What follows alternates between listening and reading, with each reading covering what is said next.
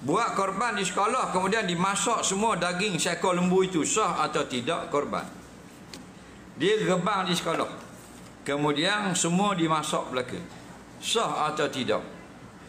Sebelum jawab, kena faham dulu apakah tujuan korban. Korban ini ada dua, satu pada maknanya dan satu lagi pada hissi.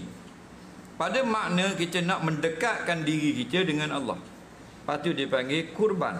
Dia kataan korbun, makna dekat. Jadi korban mendekatkan diri kepada Allah dengan bersedekah. Dari segi hissi pula, dari segi zahiriah, tujuan kita korban ialah nak sedekahkan daging yang tak mampu dimilik atau dibeli oleh orang miskin, supaya mereka dapat merasai sekurang-kurangnya setahun sekali. Okey? Kerana itu, dalam kitab-kitab fiqh, siapa yang berkorban wajib mensedekahkan akan daging korban kepada sekurang-kurangnya seorang miskin. Maknanya, kalau tidak ada disedekahkan pada orang miskin sekurang-kurang seorang, maka tidak jadi korban. Faham lagi?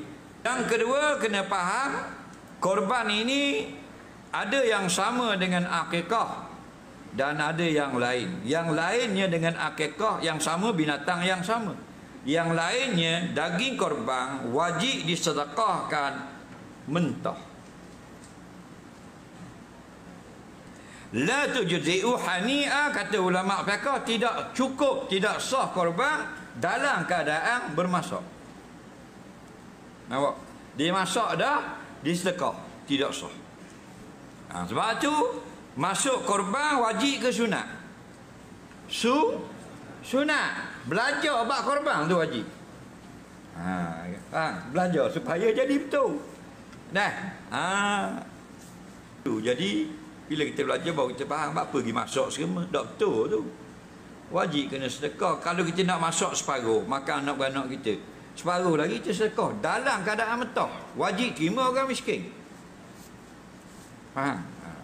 Ya tidak payah nak cari di mana orang miskin. Mau lembu boleh cari. Orang miskin tak boleh cari. Jawab pandai tak mau jawab. Nak cari di mana orang miskin? Kampung kita ada orang miskin. Dah lembu boleh cari, orang boleh cari. Mau jadi rapat dengan lembu pula. Natang lembu bukan jenis mu, mana boleh jumpa? Mana manusia tak ada? Banyak songai.